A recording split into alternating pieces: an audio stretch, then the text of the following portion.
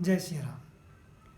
कल हम लोग चर्चा कर रहे थे कि शूर्पणखा की लक्ष्मण जी ने जब नाक कान काट दिए तो वो रोती हुई चिंगारती हुई शोर मचाती हुई अपने भाई खर के दरबार में जा पहुंची और वहाँ दूषण भी मौजूद था और वहाँ पर उसने अपना खून तक नहीं पहुँचा था, यानी उसकी नाक कान से बहता हुआ लहू बह रहा था, अजीब से बाल बिखरे उसकी दशा थी।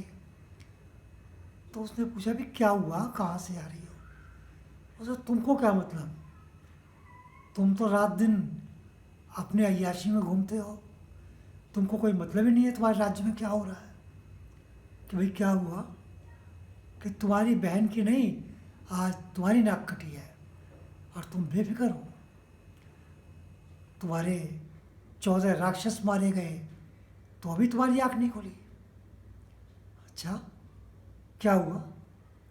तो उसने कहा कि देखो इस राज्य में दशरथ नंदन राम और अपने भाई लक्ष्मण के साथ अपनी भार्या को लेकर के यहाँ आए हुए थे।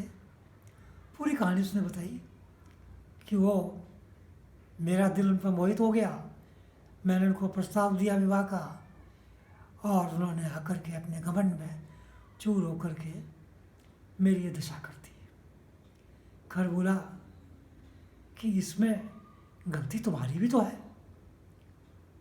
तो उसने कहा भाई ये बात नहीं है, उनकी जो भार्या है वो बहुत सुंदर है, मैं चाहती थी वो हमारी भाभी बने और वो अपनी दुनिया में सबसे सुंदर है, उनसे सुंदर तो कोई है ही नहीं, तो मैं उसके लिए अपनी जोड़ी देख रही थी। बस इतना कहना था। खरदूषण ने कहा बहन तुम चिंता मत करो, मैं इसका बदला अवश्य लूँगा। तो बोले बदला लूँगा नहीं, मैं जब तक चैन से नहीं बैठूँगी जब तक तुम इसका बदला नहीं ले लोगे। तो उसने कहा तुम चिंता मत करो, अब थोड़ी देर में तुम उसका गरम गरम खून पीना और जो हंस हैं वो उनकी हड्डी चट चट करके कट कट करके तुम्हें खाते हुए दिखाई देंगे। बस उसने अपना सेना को सजाया और उसने कहा देखो जिसको मौत से डर लगता हो, जो युद्ध से भागना चाहता हो, ऐसा योद्धा मेरी सेना में ना जाए। तो इस प्रकार उसने 14,000 सैनिकों की अपनी सेना तैयार की और अपना रथ लिया।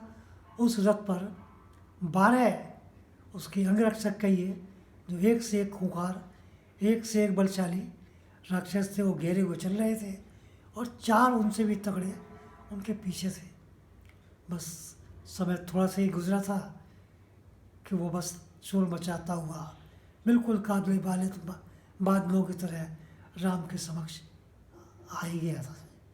तब तक राम ने लक्ष्मण से कहा कि लक्ष्मण ये काले बादल देख रहे हो, ये बादल नहीं है, ये कुछ समय ऐसा है कि तुम एक काम करो कि सीता को लेके तुरंत एक गुफा में चले जाओ, ये राक्षसों का आक्रमण होने वाला है।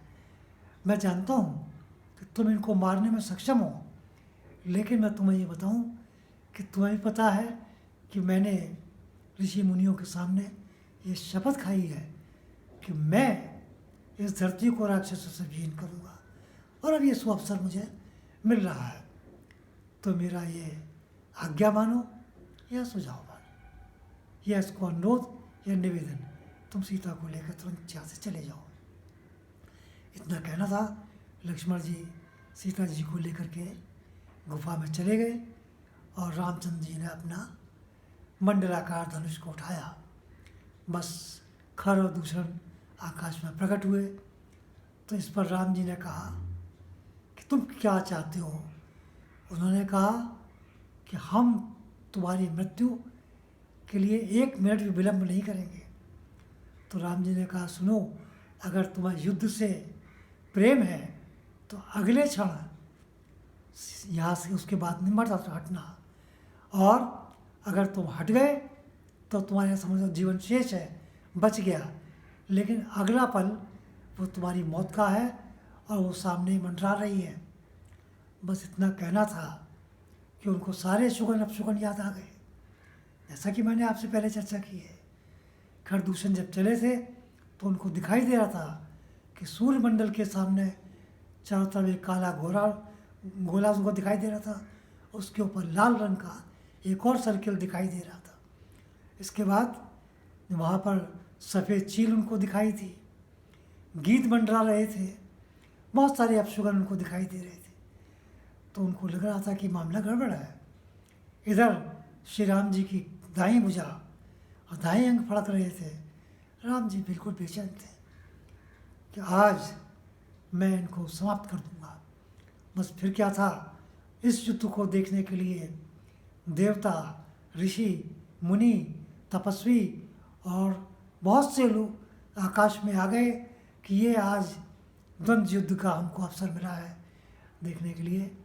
बस उसने पहला वार किया, फिर राम जी ने बाण उठाया और अपने बाणों को इतना तेज़ी से चलाया कि यही नहीं पता लगता था कि तरकश से कब बाण निकला और कब वो जाकर के अपने टारगेट पे पहुंच गया। इस प्रकार एक एक करके तमाम जो राक्षस थे वो मंडली गिर गिर के कट कट के गिरने लगी। गिदड़ियाँ आवाज़ लगाने लगी, गिद्ध आ गए और सब हाहाकार मच गया और एक अजीब सी धूल का वातावरण ये था, चारों तरफ अंधेरा। श्री राम जी ने इसके बाद खर और दूषण पे इतने बाण चलाए कि उसका मुंह चारों तरफ से बाणों से भर गया, उसको कुछ दिखाई नहीं दे रहा था। इधर उन्होंने भी लहूलुहान कर दिया। इसके बाद जो उनके साथ सेना थी उन्होंने फरसे, तलवार और जो खड़ग, बहुत सारे अस्त्र शस्त्र की उन्होंने वर्षा इनके ऊपर प्रारंभ कर दी। रामचंद्र जी का कवच भी कटा और वो भी लहूलुहान हो गए। लेकिन अंततः राम जी ने खर और दूषण दोनों का वध कर दिया। बस उनका वध होना था। वो राक्षसी रोती हुई वहाँ से बिलखती हुई क्या करती, सीधे लंका में रावण के दरबार में रोती बिलखती पहुँच गई। इधर श्री राम जी ने अपना जब बाण संभाला, धनुष संभाला, उठाया तो देखा कि अब तो सारे बादल छट चुके हैं, या तो राक्षस एक एक करके 14 के 14,000 वहाँ मारे गए हैं। बस उसके बाद उन्होंने लक्ष्मण को आवाज़ दी। लक्ष्मण और जानकी दोनों वहाँ पर उपस्थित हो गई। उपस्थित होने के बाद ये उनके लिए खुशी का वातावरण था।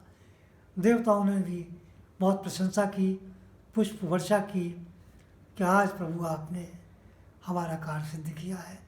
बहुत ज़्यादा उन्होंने प्रशंसा की। और ये राम ने कहा कि अभी प्रशंसा आप लोग कर रहे हैं, अभी तो ये युद्ध और आगे भी चलेगा। और जैसा मैंने आपसे वादा किया है कि मैं इस धरती को खास तौर से गौ और ब्राह्मणों के लिए, ऋषि मुनि योगी तपस्वियों के लिए, निर्दोष व्यक्तियों के लिए इस धरती को राक्षसों से विहीन करके ही दम लूँगा। तो आज का मैं चर्चा यहीं समाप्त करता हूँ और कल मैं आपको लंका में पहुँची हुई राक्षसी का जो रावण के साथ वार्तालाप है, ये आगे की बात मैं आपको कल बताऊँगा। इन्हीं शब्दों के साथ आज की कथा समाप्त होती है और मैं आपसे अनुरोध करता हूँ कि कृपया इसको शेयर करना और इसको सब्सक्राइब करना, लाइक करना आप ना भूलें। अधिक से अधिक करें ताकि इसके अधिक से अधिक लोग लाभ उठा सकें। इसी के साथ